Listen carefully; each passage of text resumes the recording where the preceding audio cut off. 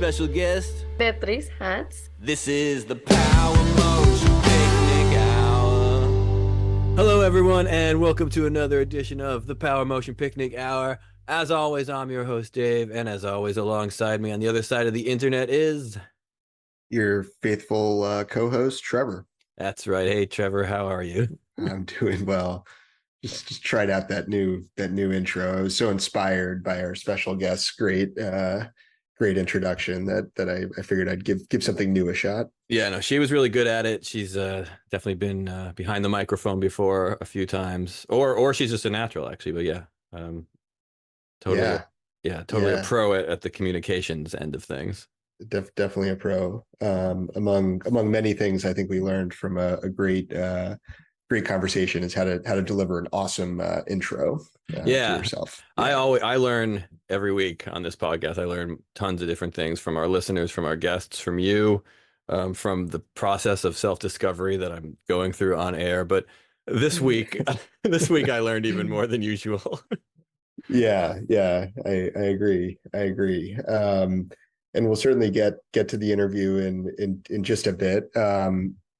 I feel like it's been a pretty big. This could be a function of the fact that this last week was actually probably 2 weeks, but yeah, I feel like we've had a lot happen and a lot to try to cover. Yeah, this is one of those Power Motion Picnic Hour signature 18-day weeks. I don't know how much should we cover before going to the interview and how much after. Should we split it up somehow? I think we should split it up a little bit. I mean, the mailbag is bursting. We might not even be able to get through it all today. Okay. We might need to come back to some on the next episode, which thankfully is being recorded in much less than 18 days. So that sort of part 2 on the mailbag might not be too bad. Let's do one quick mailbag that I got that was really a correction, which is when I referenced the scene in Home Alone last episode where they're running through the airport and I sang the song and I couldn't identify what song I was singing. It was, and I don't have this written down anywhere, but it's from the Nutcracker. Oh, okay. Yeah, I was singing, the song from the Nutcracker, which I should have known actually because I was in the high school concert band and we played that every Christmas, and I played that melody on the Glockenspiel. Probably 4 years in a row. And then another mailbag entry followed up to tell me, and that's not even the song that they're running to in the airport. They're running to Run Run Rudolph by Chuck Berry. That sounds that sounds more accurate. So unless like my parents made a special edited copy of Home Alone that they took out all the rock and roll because it was devil music and put Tchaikovsky in instead, which feels unlikely. Mostly because I don't think my parents are technically capable of doing that. But as regular listeners to the show, feel free, parents, to write into the mailbag and let me know if you did alter our copy of Home Alone. In a very bizarre way to just swap out that particular this song on. Well, I guess we don't know. Maybe they swapped out all the music. Yeah, but, maybe they did that in all of our films, right? Yeah, maybe that explains why our version of The Sound of Music had so many Judy Collins numbers in it. Or had so much Harry Chapin, who I know my mother loved. And I actually did see Home Alone in the theaters. So yeah. In any case, I was glad that you actually sung the song, because if you had just referenced the name, I would have done another one of those sort of like, nod and laugh, but not actually know what you were talking about. Yeah. I should have brought a Glockenspiel to this taping so I could have played it. Well, maybe next time. Stay tuned. Let's see. And I'm trying to think maybe any other mailbag to get to before the interview. I guess since we were talking a bit about sort of the strength of the running community in this case we were talking about the Netherlands, I think, as part of our interview, but in terms of our listening community, we have a bigger concentration in Belgium, and we did get one mailbag sort of covering a little bit of running in Belgium. Which was a bunch of people running through a street with torches. And it was suggested maybe a torch division for next year's community mile. Sounds terrifying and awesome, and I'm all for it. All right. There you have it. Done. Listen, you can't reason with the mob. If the wild, angry, torch wielding mob wants to run through the community mile, they're just going to do it. They're going to do it. That's just the part of history we're living through. They just have to report both the time and level of enjoyment. Exactly. Well, I guess, I mean, sorry, I take it back. One last thing is, because it's community mile related, so might as well hit it now. Do it. Tom Bosworth, inspiration for the format, wrote in a running time, enter the time. What did he give us? 5:17. He ran a 5:17 mile. Correct. Beating his walking mile. Wow. Breaking news, Bosworth beats Bosworth.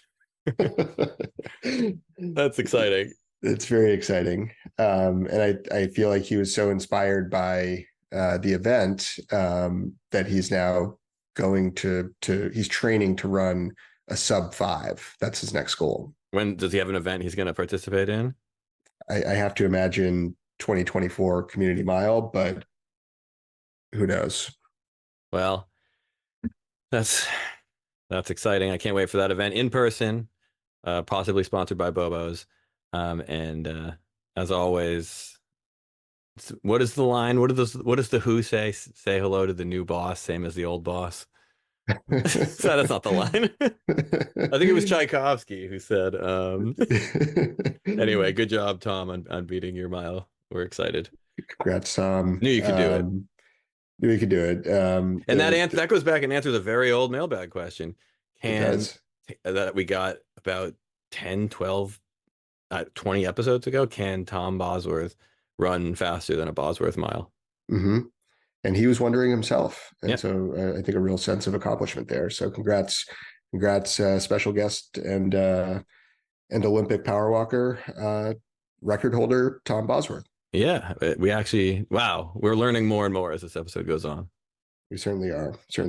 All right. Well, I guess maybe we can come back to some more mailbag and a couple other pieces of business, but what do you think? Should we go into the interview? Yeah, let's go to our awesome interview, and then we'll see each other back on the other side where we could reignite our weekly discussion about which season is the best. This is the Power Motion Picnic Hour.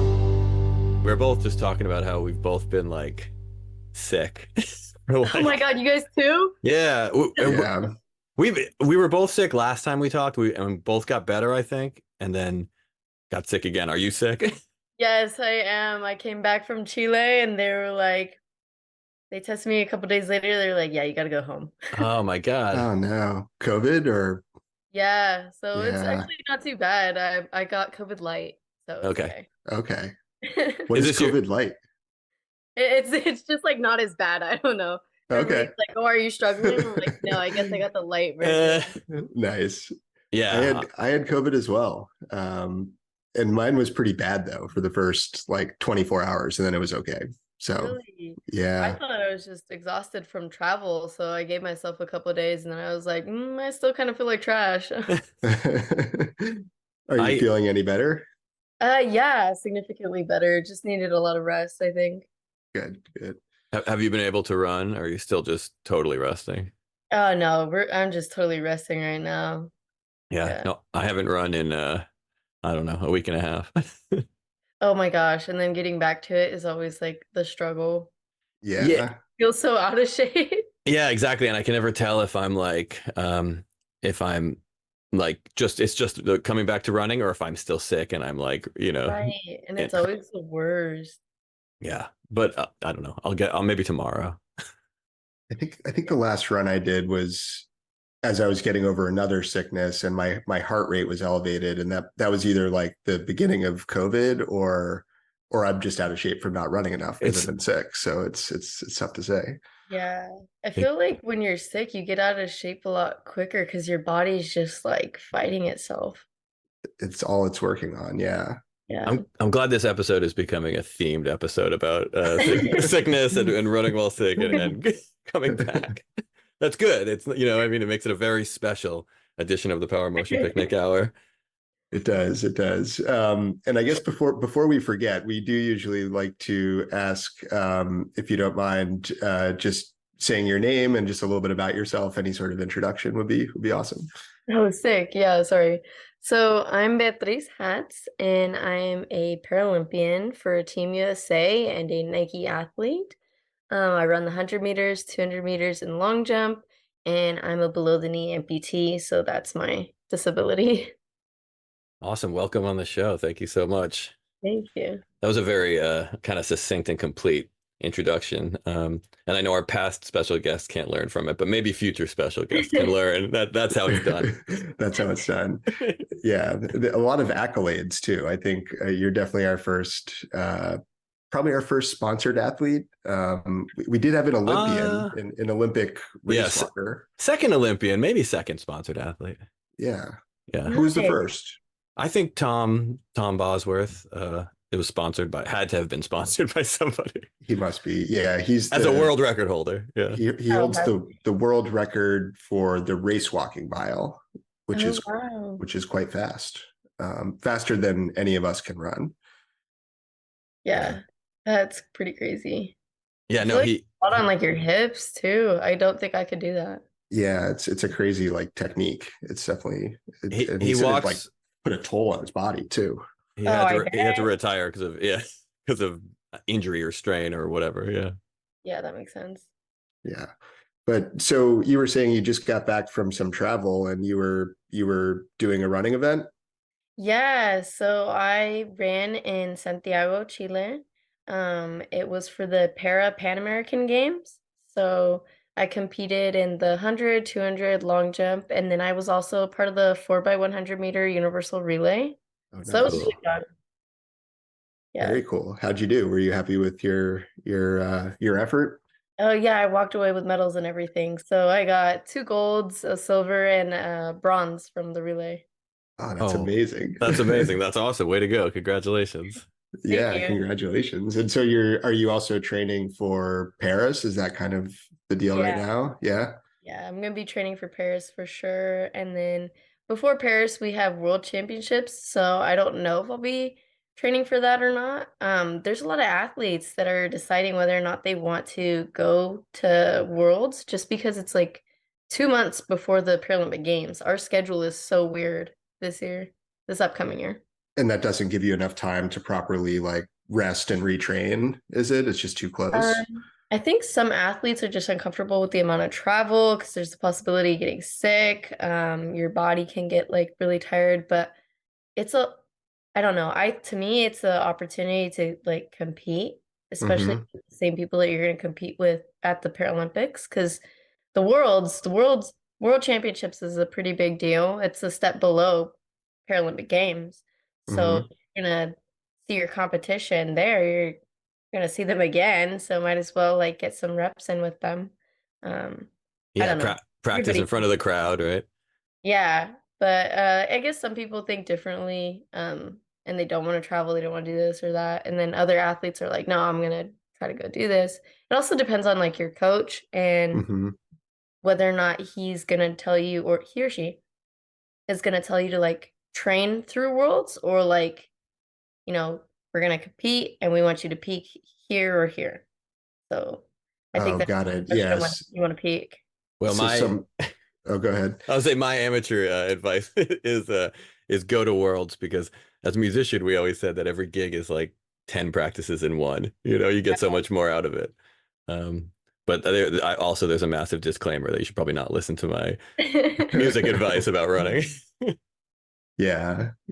And I don't know if you probably don't, or you might, I don't know, but in the trail running world, ultra running, this past year, have you ever heard of Courtney Dauwalter? Does that name sound familiar? No. Okay. So she is like by far the best, in the world at like 100 mile plus like races. Wow. And it's the same sort of thing. They have like multiple like very big races stacked up pretty close to each other. So usually the runners are trying to decide like which one or two they might do. She did all 3 and I think set course records in all of them and won all of them. Yeah. It was crazy. So anyway, if she could do it, what are you going to do? So are you thinking you're going to do Worlds? I'm thinking about it. Yeah, I would think so. Nice. As long as like my prosthetic situation is doing good and like my legs are doing fine, then yeah, I think so. We always say just listen to your body, right? Yeah. Yeah. Yeah. And so what's the consideration with the prosthetic? Like you said, sort of if it's doing well, like are there just changes, or how do you sort of monitor that? Yeah. So the prosthetic will easily like make or break your career. You have a bad prosthetic, you're not gonna make it very far.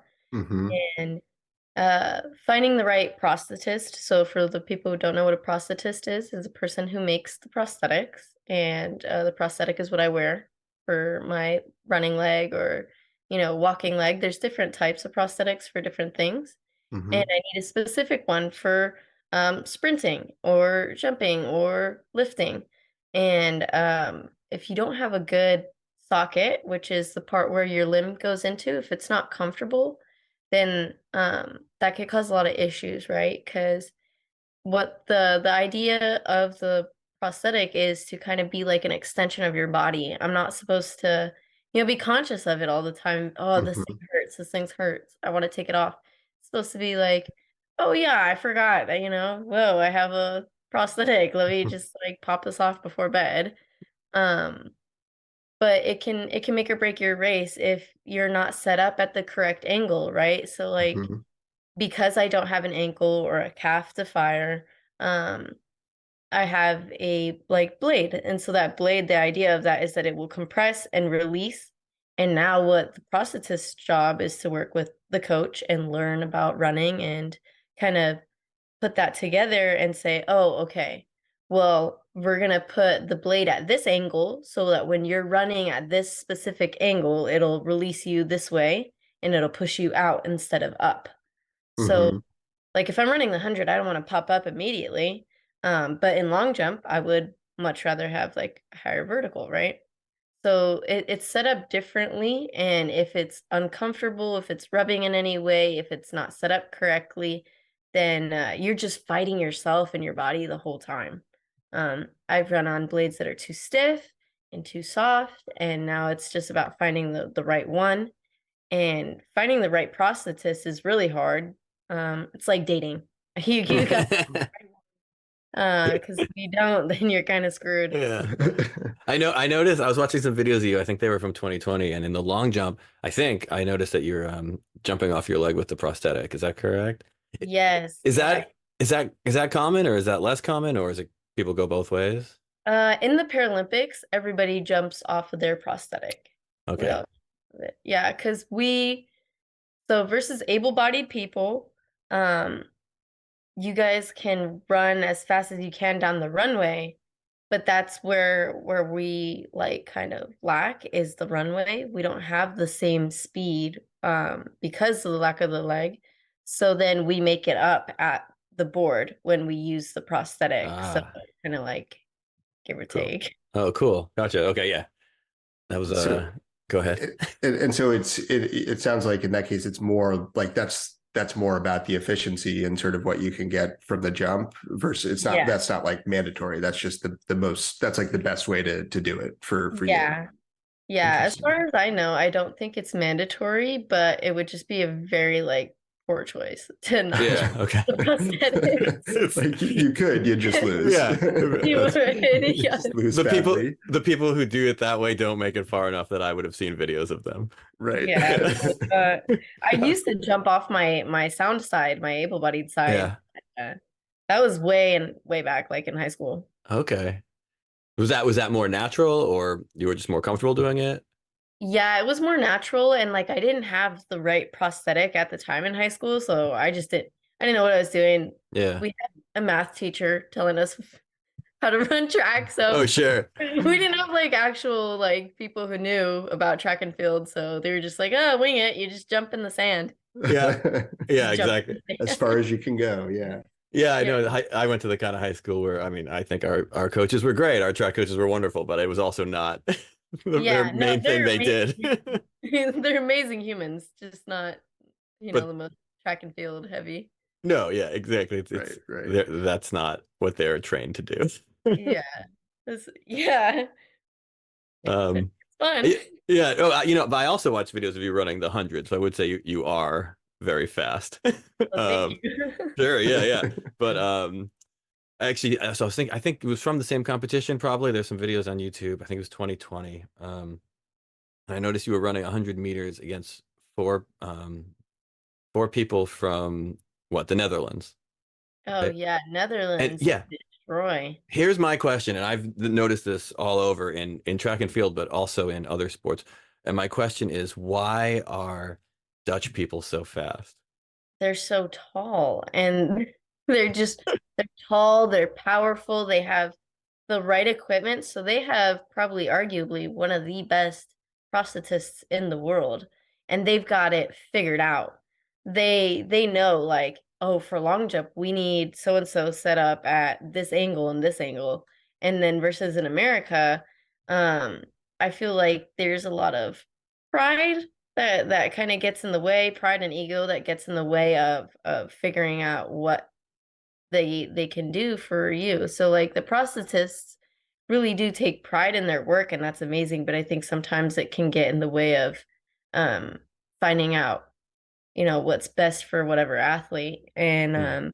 the Dutch, they just got that dialed in. They've got it to a science. They look at the physics, they, look at everything. And I think I want to go over there to see, or at least do a training camp if I can Yeah. afford it, or like I started a GoFundMe for to go out there, Oh, uh, nice. Oh, very cool. see if their prosthetist would be willing to at least make me a socket, or Yeah. get it all dialed in. They're destroying it, so It's worth checking out. Yeah, I mean, well, like I said, yeah, there were four Dutch athletes in that. I think it was a final heat. So like, Final heat. yeah, Yeah. yeah, so four Dutch runners had made it, and yeah. four of everyone else or whatever. They're incredibly good. They're very good. They are my biggest competition in the world. Yeah. So That's Well, very cool. Let's see. So, and thank you, by the way, for sending over a song. So often on this podcast, we are oh yeah. primarily we advertise primarily as a running podcast, but we often go on these detours where we talk music, and so you offered a Drake song. Rich Flex. So maybe tell us a little bit of do you like to listen to that while you run? Is it a pump up song? Is it a workout song? Or do you just love the song? I genuinely, I'm in love with this man. I love Drake, and he's so uh Rich Flex is probably just one of my favorite songs, and like I know so much of it. I could probably sing it without the music. And it's just like it's my song that I go to for like, all right, I'm just not having a good day, but you know what? This is gonna make me happy. And so Yeah. like it will instantly change my mood and pump me up and get me like dancing and going and just like in a way better mood than I was in before. Even if I was already in a good mood, it's Drake. I'm gonna be in the best mood. That's cool. It has like a lot of different sort of like tempos and styles almost. It like sort of changes a lot throughout. I had never heard the song until you recommended it. So it was cool to definitely check that out. Oh, that's sick. Yes. I really love like how him and like 21 did the whole album. It was really good. Oh, was it the whole album that they did together? Hmm. Oh, very cool. I had never heard it either, and yeah, I listened to it as well. Although I didn't get a chance to run to it, which is how which is how I try to review songs songs of the week here. Not whether I like the song or not, but whether it runs. Yeah. It could be my favorite song in the world if it doesn't run. It's for this show, it's not good. Yeah. But so I didn't get to run to it, so I don't because I've been sick, so I don't know. You'll have to let me know when you do. Yeah, I'll no, I will. I'll follow up. I spent enough time running that I cycle through a lot of music. Now that I think about it, I didn't run to it or to our other song of the week, a song that David brought, and yeah, again, the sickness got in the way of our proper songs of the week, I guess. But yeah, before we move on from Drake, so yeah, sort of the end of it, I feel like there were some lyrics too that like competitively, like sort of like we're sort of like, I don't know, there's like a little bit of like trash talking and stuff. Like Yeah. I can see how those line up against those Dutch, but at least like you've got the Drake, the Drake, at your back. So Yeah. that's cool. Yeah, when I do run to hip hop, the stuff like usually is stuff lyrically about how, whoever it is thinking the song came from nothing and no one ever believed in them. And now look how well they've done, I struggle with it. Yeah, Like, and I can internalize and take that vibe to be like, yeah, I'm gonna, I'm not really running that fast, but it's a yeah. personal battle. And so I can internalize their feelings. So I'll try that with the Drake song as well, see if it works. Find your inner Drake, find Yeah. Aubrey. I mean, so I actually was listening to Drake at a different Drake album, an older one. I don't remember which one. Not that long ago at the gym because I'd never heard it and someone had mentioned it, but I wasn't listening to it running. I listened to it while lifting weights, Mhm. and I don't remember which album it was, but I can say that it did not. It did not work for It did weightlifting. not hit. And I had to like turn it off and like finish later. But maybe for running, it's a different story. It might have been the honest. Well, actually, I don't know. It could have been a few different albums because he's got a lot of like silver songs, but He's got a lot of stuff too, so who knows? yeah, he does. He's a little all over the map. And I should say, I Quite don't. prolific. Yeah, and I don't run and lift to the same music. Generally, different stuff works for each, so Yeah. it's tough I to listen say. to a lot of like EDM for lifting. Really? Yeah, Huh.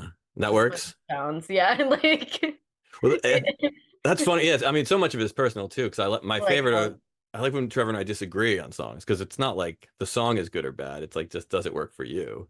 Yeah, Yeah. does it work for you? Does it work in that context? We've had songs that one of us might have liked, but just didn't work for as like a running song, but did for the others. So that's cool too. And so your training is probably a lot of lifting too, I'm guessing, because you're like a short distance, like speed. Like what does that look like to try to just keep improving in the short distances? Yeah, so I have a specific coach for weightlifting and then a specific coach for on the track. And then I've got like my dietitian and sports psych. So everybody's got their own little like role, which is super cool. I've got a great team. My strength and conditioning coach does a great job of working with my track coach. He'll be like, hey, like I'm seeing that her hip flexors are pretty weak during, long jump. I want her to get her knees up higher. Next thing you know, I'm doing like some hanging abs with my knees up like to my chest for like ever. And so my coaches just kind of work together to come up with something in the gym that targets my weaker points to strengthen them. Very cool. We have well, Dave doesn't even use a watch, so he's completely analytics and coaching free, I think. But Oh yeah, but I go you've got a I go whole as raw team of dog as experts. possible. He raw dogs the gym. He's I just raw- out there. I raw dog the gym last week. I was in London and I was at the gym lifting weights, and I couldn't even use dumbbells with pounds because they had kilograms, and so I was like Oh, super yeah. raw dogging the gym. Just didn't even know what I was lifting, what I was throwing up there when I was throwing myself back on the bench. Yeah.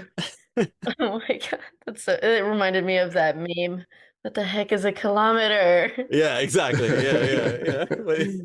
But yeah, that's the most American, right? Like, Yes, it was. yeah, it was like an American thing. Yeah, I was in the gym in London yelling, "What the hell is a kilometer?" Actually, yeah, the same thing happens when you hop on a treadmill sometimes abroad, and it doesn't go to miles per hour. Yeah, Oh that's yeah, probably that can be the- confusing. Yeah, Definitely. yeah.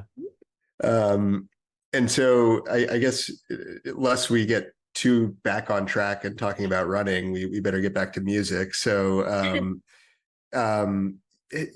so we had another song of the week, which was a song that Dave brought. Did you happen to listen, Beatrice? No, I don't think so. What was it? Okay, we will come back to it then. It was a song called what, 5 Days in a Coma. 5 Days in a Coma by Yikes. Yikes. It's a brand new band from Stockholm. And the song just came out probably about 6 months ago. I picked it because I knew I was going to be seeing them live in London. Oh, sick. And I did a week ago today. And it totally ruled. And that evening was probably part of the reason I got sick again. Oh, But the band was great. It was two bands on tour from Stockholm playing at a small club in Dalston in North London. So wow. I bet it was worth it though. it ruled. Yeah, it was such a fun night, and both bands were totally amazing, and the pub was really cool, and yeah, the whole vibe was really cool. Both very interesting bands actually.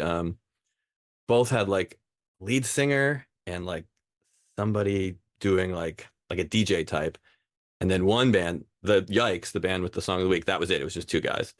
One guy just Two dudes. Just two dudes. Yeah, one dude like a DJ, one was singing. The other band had like a DJ, singer, and then like oh no, a DJ person, and then a singer, and then a guitar player. No, but none of them had drummers. Interesting. Very, very electronic, but very high live energy. Oh, So okay. it Yeah, because I was worked. gonna ask what like genre or like. Well, I don't know. I mean, they'd probably call it a cooler genre name that I've never heard of. I would have called it like, I don't know, Electro Clash, Like dance like punk. Yeah. I don't rock know. and EDM type like But mix. different kind of drum beats though. Like yeah, I mean electronic for sure, but older style drum beats. So like more like to me, it's more of like an early '80s vibe. I'm kind of excited to listen to this though. A very cool band actually. It was really awesome live. And then the other band, Lovers Skit, also from Stockholm, was also really good. Really cool show. Yeah. Interesting with the DJ setups. Yeah, to me it sounded like and these I don't know if you even necessarily know these bands that were mostly from the 90s, but like it had like a little bit of a like the Crystal Method. Do you guys know that band or Fatboy Slim even like a little I bit of that sort Heard of that. I do. Yeah, good point. Very Chemical aspect to Brothers. it. Yeah, Chemical Brothers, like all that sort of 90s EDM. Let's call it EDM light. Yeah, after Yep. the COVID light theme. Yeah, sort of a little bit on the EDM side, but also with like a bit more like singing and like sort of melodic sort of aspects to it too. You're explaining and making a lot of sense why I like these bands. As a 41-year-old man, why I like these bands that you think sound like they're from the 90s. That makes a lot of sense. Yeah.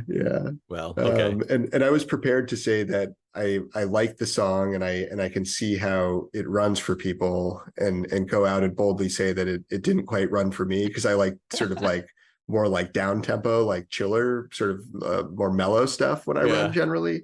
But I didn't actually run to it at all. So I think I'll have to come back and review it along with Rich Flex when we run to that as well. Yeah, we'll review them next week because I didn't run to the Yikes song either, even though I suggested it as a running song.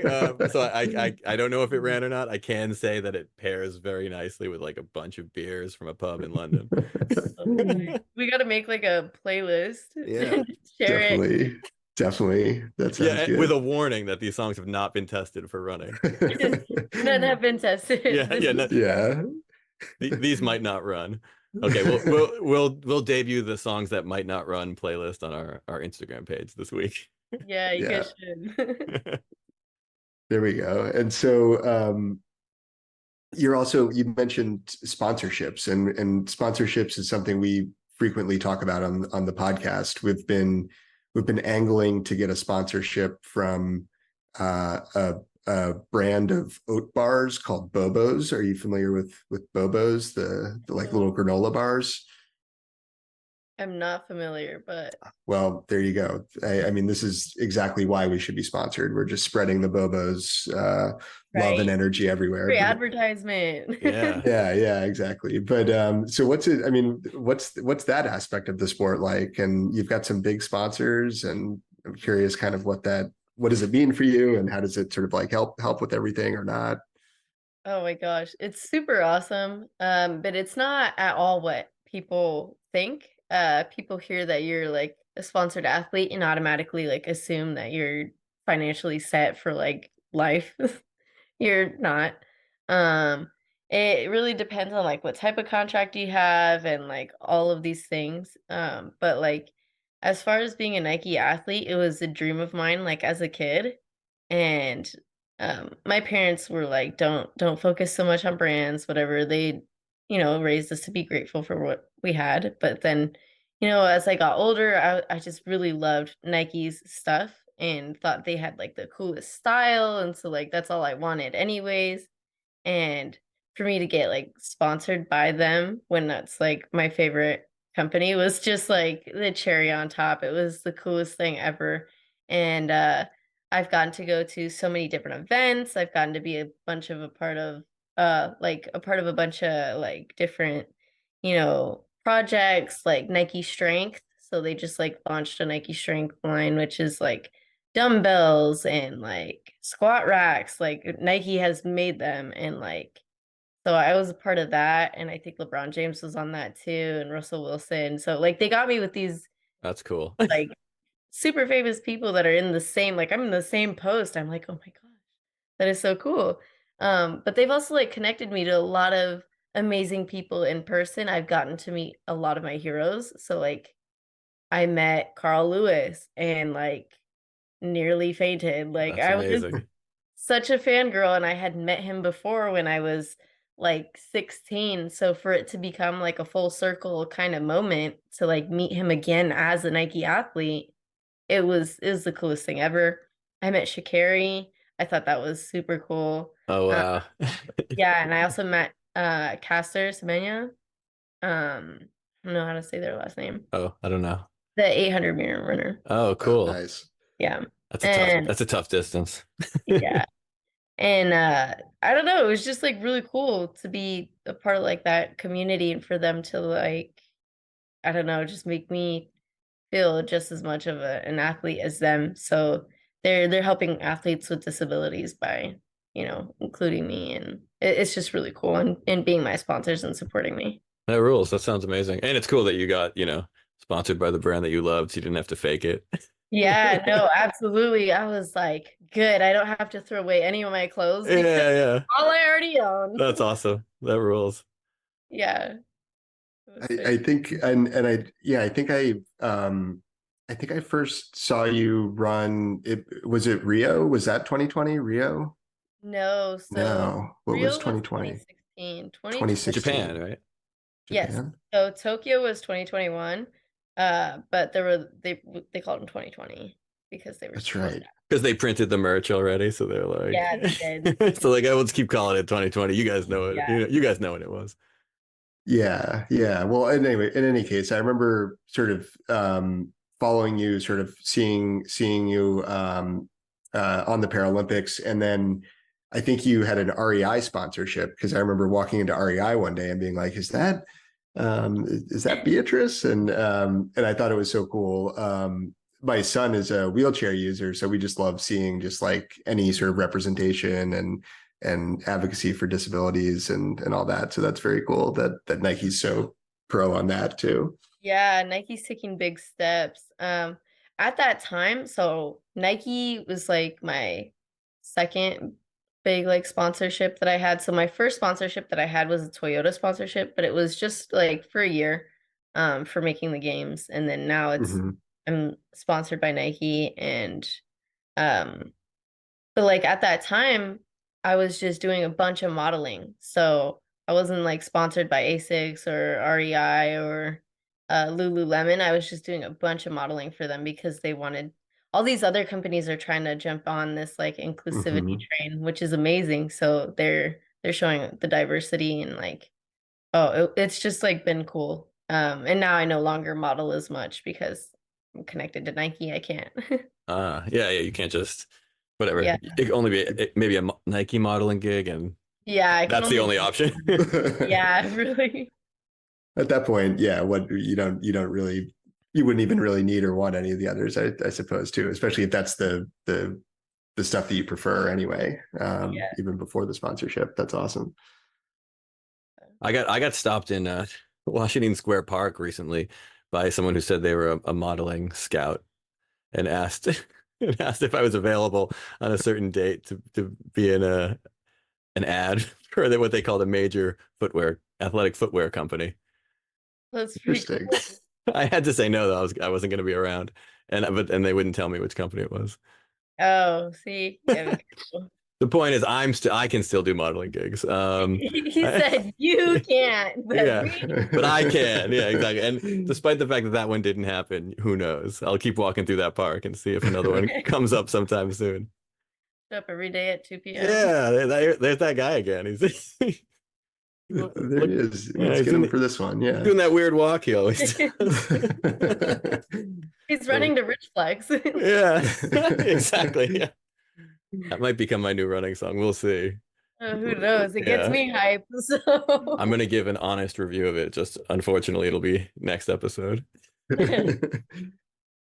It'll be a shock if Rich Flex becomes my song and the Yikes song doesn't run for me. That's also a possibility. That'd be interesting. Yeah, Yeah. right? I mean, it could happen. Because so far we've only brought songs that we know sort of run for us, but Yep. yeah, it could happen. And I think I'm sort of thinking on the sponsorship side, since we're struggling to be sponsored, maybe we should just become a sponsor. Although it sounds like Nike does a lot of really cool stuff that is far out of our reach, but maybe we should just go ahead and sponsor somebody, Dave. That's a great idea. Yeah, I mean, we might have to start with a lower level athlete, but think of how many people run the New York Marathon, for instance. Yeah. We could get somebody. We could get somebody in Wave J. For being a sponsored athlete, we'll get them a singlet or some sort of shirt that says Power Motion Picnic Hour. I love it. We've been thinking about this whole thing backwards. I think so. And yeah, this is a breakthrough. Like little picnic baskets too. Yeah, and we're their team or something, right? So we have to be there like to support and give them like their water bottle along the way and their gel pack or whatever they want, really. As the financial integrity of the podcast continues to go downhill, as we continue to go further and further into the red through strange American decisions. Dad, have you seen the fridge on American Dad? Like Danger Zone? Yeah, exactly. We're going farther and farther into the wrong color. Yeah. It's fine. I'm cool with it. Well, sometimes you got to spend money to make money or something. That's right. Yeah, that sounds reasonable. Yeah. To let everyone know, we're starting to run low on time, so I don't know if we have a. We are. Yeah, I guess Beatrice, any last anything we didn't get to that you wanted to say to the listener or anything in general? Yeah, what's up? Not much other than just like it's been super cool being on the podcast. It's really awesome that you guys reached out to me as like a Paralympic athlete to just kind of help the Paralympic movement grow. You guys are doing your part as like allies to the disabled community, so we really appreciate that. And like, yeah, just whenever you guys can tune into any Paralympic events, that'd be really sick. Awesome. Yeah, we will. Thanks for being here. Yeah, I really enjoyed the talk. Thank you again so much. And good luck with all the training, and we'll definitely watch for you in Paris next year. Yeah. Thank you. This is the Power Motion Picnic Hour. Oh wow, what an awesome talk. That was amazing. Thank you again so much, Beatrice, for coming on and being our special guest. Thank you, Beatrice. That was really awesome. Thank you so much, and best of luck with all the continued training and awesome running. Yeah, and good luck with the GoFundMe. I think we'll share that on our socials.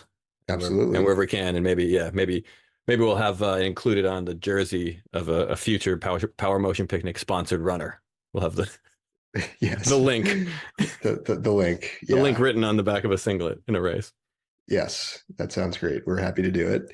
All right, so let's see. I think should we pick up on a little bit more mailbag, or do you want to jump into some other business? I think people want to hear mailbags. Let's do a little bit of that, and then we'll ramble on wherever the road may take us. Okay, I do. There's one very important one. Couple that we might need to put off. Got a quick one, an outbound into a response. So. Okay. Reached out to Chinese ultra runner and North Face sponsored athlete Jiasheng Shen, and he is a very good runner, like kind of top 10 in some of the biggest sort of ultra races. And he was very very happy to be asked to be special guest, but responded that he does not really speak English. So he had to decline, but we really appreciate the response, and we'll be rooting on Jiasheng in his upcoming races. Yeah, definitely one of our best reasons yet we've received for someone declining.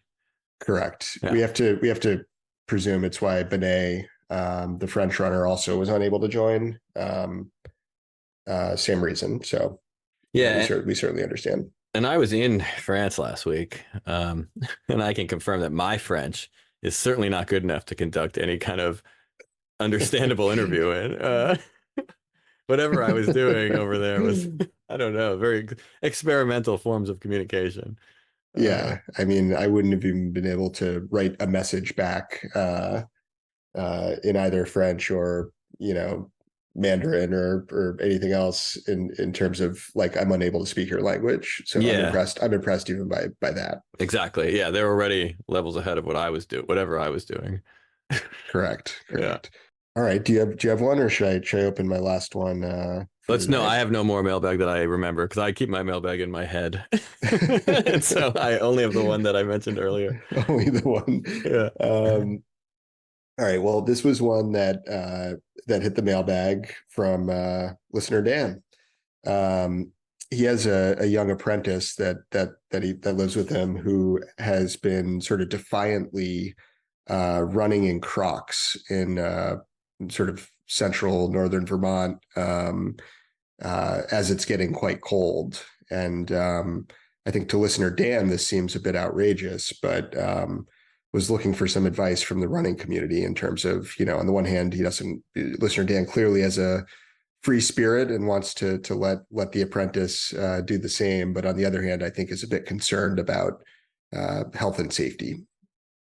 Yeah, as he should be. That sounds like a bad idea. I think Crocs are actually, I've never worn them and I never will, but I think they're actually probably a good recovery sandal, right? Yeah, yeah, Like a pair of UFOs, um, yeah. or something like that. I actually don't have any kind of recovery sandal. The closest I have is my LaMelo Ball Puma basketball shoes, which I sometimes wear for recovery. Yeah, yeah. Um, and I have worn Crocs, but rarely to never to actually run in them. I think I might go on this one with the old tried and true Power Motion Picnic Hour advice to, whatever feels right, do that. Yeah, and exactly. And my own personal philosophy of I'm not going to tell anyone what to do. What to do. Yeah. Yeah. So as wrong as it sounds, and it certainly sounds quite wrong, just keep running, little man. You'll find whatever it is you're looking for. Yeah, I think eventual injury will be the only one to convince this free spirit otherwise. I think early episodes of this show featured you and I talking about years we spent running in incorrect footwear. Maybe not as incorrect as Crocs in the winter in Vermont. Mm-hmm. But certainly we talked about running in like extremely old, worn out New Balance sneakers that were injuring our legs. Correct. Yeah. So from that perspective, maybe we should actually recommend against this activity. Yeah. I guess we should recommend it, but I'm not sure if I would have listened until I actually hurt myself. So That's true. Yeah. Now the listener is empowered with this information and can go ahead and make a choice, I don't remember informed choice. Yeah, I don't remember if I've ever brought this up on pod or not, but the first time I ever showed up, I think I probably have. The first time I ever showed up at a track practice was fifth grade, and I wore a pair of those black Reebok pumps with the pump that looks like an orange basketball. And my coach was like, "You need to get running shoes." And I was like, "What are you talking about?" He's like, "Those aren't running shoes." I was like, "These are the best shoes in the world," or that was something like that. And anyway, I did end up getting running shoes, but I didn't think he knew what he was talking about. That was crazy. Yeah, yeah. They didn't I don't think they advertised running shoes on TV back then. In this would have had to be, I don't know, 93? Yeah. Yeah, I don't think they advertised I mean, they definitely advertised like Nike sort of advertised things, right? Like the Bo Jackson ads and stuff. So I guess those were like cleats. You don't think they advertised running shoes? I mean, well, I do remember the Dan versus Dave advertisements from the lead up to the Barcelona Olympics in 92. Yeah. And those were decathletes, but I think those were cross trainers they were selling. Oh, right, right. Do you remember that Dan and Dave was this big, and then like Dan was actually Dan O'Brien, right? He was actually like a legitimate, like serious athlete, and Dave was a guy who was an Olympian, but maybe just a guy good enough to make the Olympic team, but not really competitive. Yeah. And then somehow during the trials, Dan screwed up I think it was on the pole vault, and he didn't end up making the team, and he didn't make the Olympics after they'd run all those ads. Oh man. Yeah, and he was the better athlete. And if I remember it, and this is literally me trying to remember from 31 years ago, something I probably read in Sports Illustrated for Kids after the fact, which I did have a subscription to, was that like if Dan had just gone for like some kind of safe opening height, he would have qualified, but he tried to go for more, and he just like, you get like what, 3 attempts, and he just triple faulted or something. Oh man. Can't wait to hear the corrections in the mailbag from that one. Yeah. As I Yeah. try to remember a 31-year-old story. Yeah. Yeah. Well, it'll be exciting to learn what actually happened. Yeah. So does that answer your question, listener Dan? I think we've given listener Dan a lot to think about. A lot to work with there. Yeah. Yeah, a lot to work with. So we have bird of the year, a big one. This is kind of like the world championships for birds in some way. Okay. Should we go through some results? Yeah, let's do it. All right. Well, we'll start with an honorable mention. Some sort of warbler. Yep. In third place, the bronze goes to the Eastern bluebird with 14% of the vote. Cool. Yeah. Hummingbirds coming in second, taking the silver with 29%. And gold medalist 2023 Power Motion Picnic Hour Bird of the Year is Wrinkle the Duck. Yes. With Cool. 57%. I'm going to edit in some cheering noises. That's going to be awesome. And some of our more math skilled listeners could already guess how many people participated and voted in this, I bet. They probably can, although it could be any factor of that calculation. That's true. So I'd like to hear that coming into the mailbag. Not any specific, listeners who are really good at math, mom, but anyone really can do it. But well, yeah, and if they're that good, and we'll have our data science intern certainly check all this as well. But there was also a write-in. Let's hear it. Yeah, chickadees. That's good. Yeah. So maybe next year, chickadees. Yeah, that takes Wrinkle's percentage down a little bit. Takes all the percentages down a little bit. So do that math. I know this is our first year for the Power Motion Picnic Hour Bird of the Year, but I already feel like no one's ever going to beat Wrinkle. Wrinkle's going to win this thing for 30 years. Yeah, definitely a perennial achiever in the birding world, particularly where it intersects with running. Yeah, one of the best running birds that I'm aware of. Although who knows? Yeah. Ostrich. I mean, that's a lot of running ostriches. Yeah, there's less running ducks, so that's what makes Wrinkle special. Yeah, that's the thing. That's the thing that sets Wrinkle apart. His participation in major marathons, his blatant lack of respect for the rules. It's all good. Yeah, not many marathon runners are that well known, especially when they only finish like half a mile. Right. Or whatever it is that Wrinkle did. Yeah. Standing in for all those nameless participants in Mexico. That's right. Let's see. So I don't know, anything else you've got? I guess we can. I don't have any mailbag or bird related things, but we could go to Week in Running, this 18-day week that we just seem to go on and on. Usually we start with that. As we mentioned earlier, both of us have just been sick again. So I've done very little running. I haven't run in a week and a half, but my last run a week and a half ago was I ran in Paris for a nice 10K around the Seine. Oh, excellent. As promised last episode. And it was just wonderful, I guess. That's all I can say about it. It was perfect. Running around Paris, looking at stuff. Yeah. Yeah, I happened to dress it was kind of cold, but I dressed just perfect, so that's always nice, and yeah, just didn't quite run to the Eiffel Tower because that would have made it farther than necessary. But yeah, just ran down to the river, ran around, ran by, what do you run by? Ran through Le Marais, by Hotel de Ville, by Notre Dame, the Louvre, Tuileries, Musée d'Orsay. What else do you run by?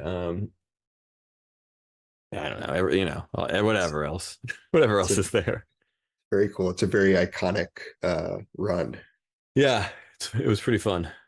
I thought about trying to run to the river in London, but was a bit concerned about all all the crossings I'd have to do.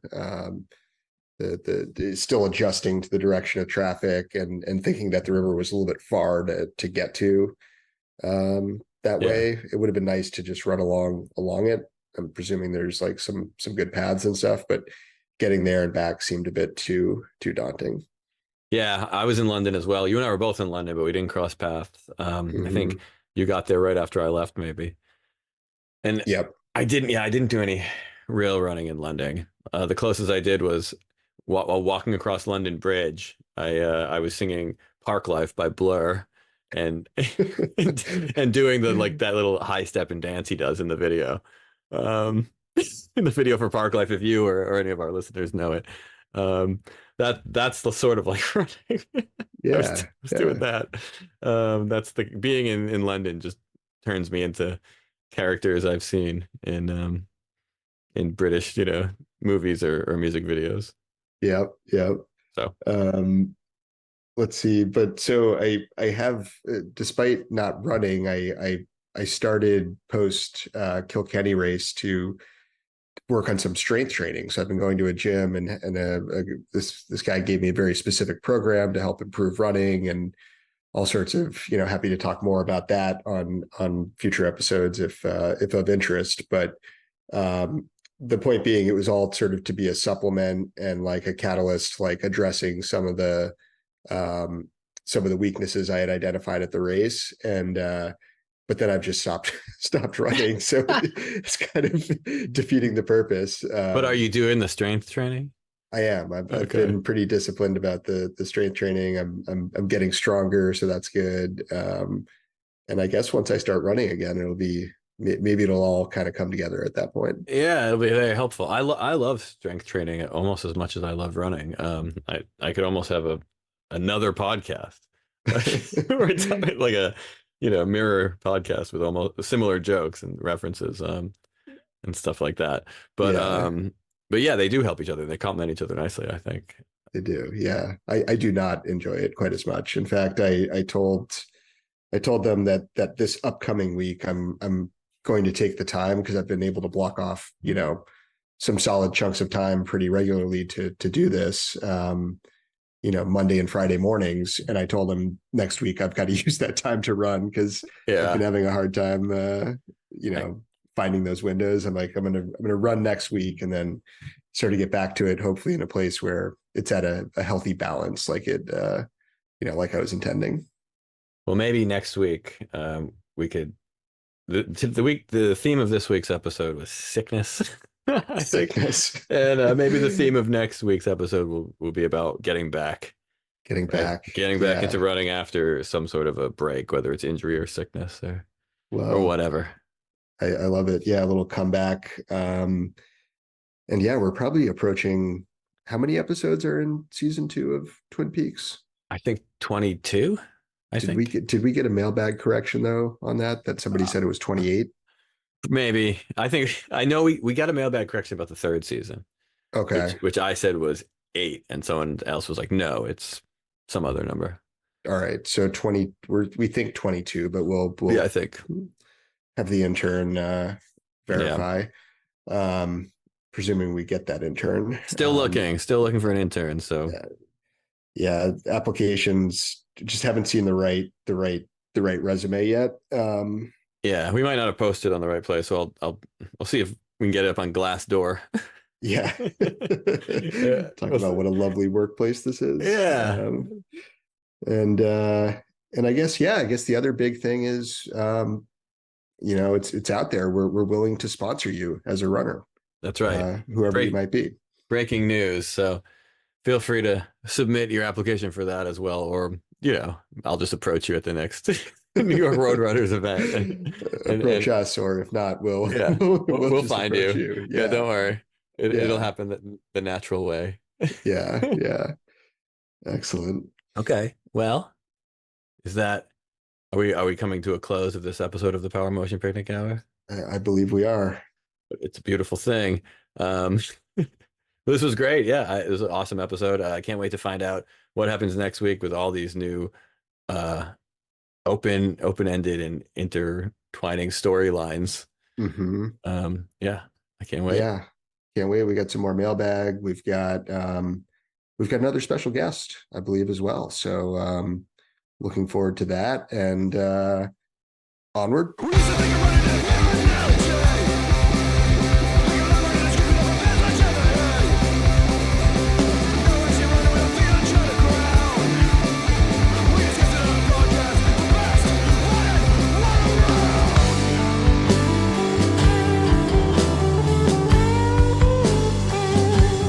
This is the Power Motion Picnic Hour, your favorite of the few, with a mile of opinions that we'll gladly share with you. This is the Power Motion Picnic Hour, you deserve nothing less. The Power Motion Picnic Hour, sometimes a special guest. Say your name, special guest. Beatriz Hats. This is the Power